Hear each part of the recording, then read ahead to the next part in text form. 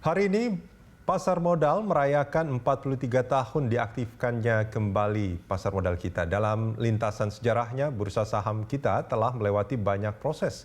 Kita akan membahas lebih dalam prospek dan harapan terhadap pasar modal kita bersama Wakil Ketua Umum Asosiasi Emiten Indonesia, Theo Lekatompesi. Pak Theo, terima kasih banyak sudah hadir bersama kami di Corporate Action. Hari ini pasar modal berulang tahun. Ini kalau kita bicara pasar modal bukan hanya bursa efek sebetulnya kan. Tapi kalau kita bicara soal 43 tahun perjalanan pasar modal kita dibuka kembalinya ya sebetulnya. Ini apa yang patut diapresiasi Pak Theo selama ini? Jadi yang pertama, terima kasih Pak Rudi. Saya selaku Wakil Ketua Emiten mengucapkan selamat dari ulang tahun baik kepada Pak Inarto beserta tim Pak Husin dan juga OJK. Yang kedua kita lihat tadi dari pemaparan yang baru disampaikan pada pembukaan perdagangan tadi bahwa data-data kuantitatif yang berkembang itu sangat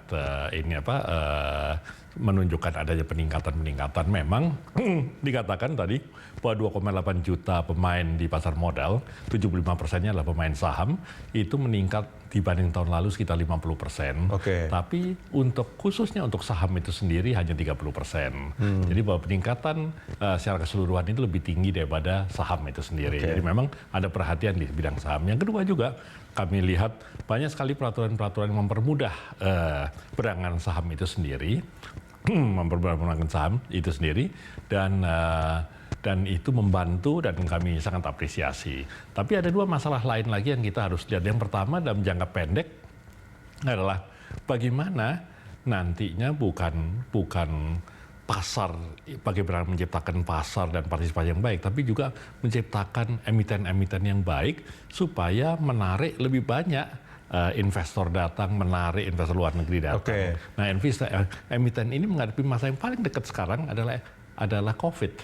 Bagaimana masa COVID dan post-COVID nanti? Karena ini efeknya ke 2021-2022. Yang kedua adalah memang fundamental secara keseluruhan. Dalam 5 tahun ke depan itu kita bawa pasar modal. Itu adalah isu-isu strategis dan temporer. Artinya gini, kalau kita bicara secara kuantitatif sebetulnya memang ada peningkatan, tapi sebetulnya itu jauh dari harapan secara hitung-hitungan. Tapi memang ada peningkatan. Tapi di sisi lain yang menjadi masalah adalah bukan hanya kuantitasnya, tapi kualitasnya, kualitas emiten dan juga kualitas pelaku pasarnya.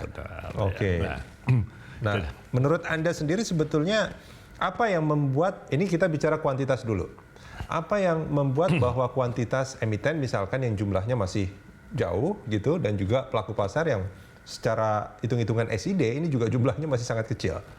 Apa penyebabnya menurut Anda? Memang itu bicara supply dan demand ya Pak ya. Bicara yang supply, apa sih supply-nya sebetulnya? Supply-nya itu memang adalah emiten-emiten yang bagus itu sendiri. Dan kebanyakan bisa dilihat bahwa dalam IPO 1 tahun, berapa tahun terakhir itu hampir 80% emiten yang keluar itu adalah emiten baru, yang melalui IPO itu adalah emiten strategik yang bukan real IPO untuk pasar modal.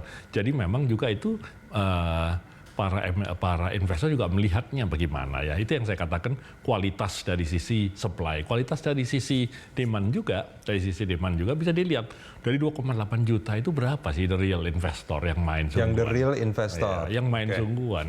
Jangan-jangan 70%, 80% itu hanya ada di 5 kubu saja. Sisanya itu kecil-kecil. Tapi anyway, at least itu membuat pasar modal bergairah. Selain itu bisa dilihat juga bahwa dari sekian banyak pertumbuhan itu bahwa orang asing sendiri yang keluar dari kita sampai dengan 6 bulan terakhir ini sudah hampir 23 triliun.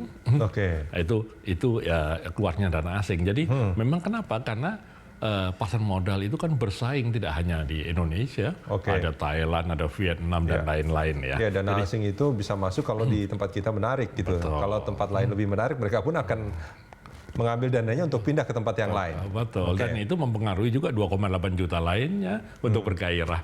Jadi memang ini kita tidak bisa melihatnya secara mikro saja, tapi memang makro tidak hanya bisa jangka pendek, tapi jangka panjang saja. Apa yang sudah dicapai jangka pendek kelihatan bagus memang, tapi apakah itu menjawab kualitasnya disampaikan tadi dan fundamental basic issue itu sendiri yang harus bersama-sama stakeholder. Kalau menurut Anda sendiri secara kualitas apakah ini memang sudah cukup Atau sebetulnya masih jauh, sebetulnya masih banyak hal yang harus dilakukan? Oh, masih bisa kita tingkatkan, jelas. Karena tadi katakan di isunya oleh tadi salah satu pengantar mengatakan seharusnya itu dengan melihat kelas menengah yang sudah tinggi, partisipan itu bisa dari 2,8. Nah, 2,8 bisa ditingkatkan, yang kata kita ada supply dan ada demand. Khususnya dari supply memang dari sisi emiten. Dari sisi emiten ini memang sekarang unfortunately kita hadapi masalah COVID ya, kita ada jadi ada sedikit time di mana tarik napas dan nanti recovery-nya bisa saja tidak 1 tahun 2021, bisa saja 2022. Bagaimana kita antisipasi ini? Nah, kemudian di sisi demand juga adalah memang dikatakan bahwa kita harus bersaing memang untuk membuat lebih cantik, lebih seksi dengan membawa masuk ya investor asing, selain juga mendorong si investor-investor dengan kemudahan yang sudah ada sekarang ya, dengan fasilitas-fasilitas yang ada. Memang yang penting yang perlu dipikirkan juga adalah clustering dari investor yang sekarang itu terpusat hanya. Jadi memang 2,8 juta yang saya katakan itu tidak merata. Bukan kalau berapa triliun terus dibagi 28. Tidak, mungkin hanya 5 apa 3 pihak saja yang berdagang 70%, 80% dari total transaksi itu sendiri. Ini kira-kira ini yang kita harus berikan kesempatan pada lainnya. Tapi yang sesuatu yang bagus bahwa minimal ini sudah ada yang hadir, sudah mulai aktif lebih banyak lagi. Ini yang masalahnya bagaimana kita dorong supaya dia membawa satu membawa 2 lagi begitu. Baik, ada efek seperti apa namanya? Trickle down effect ya, multiplier effect. Pak Theo, kita jeda sebentar, kita akan lanjutkan di segmen berikut. Pemirsa jangan kemana-mana, kami akan segera kembali usai jeda.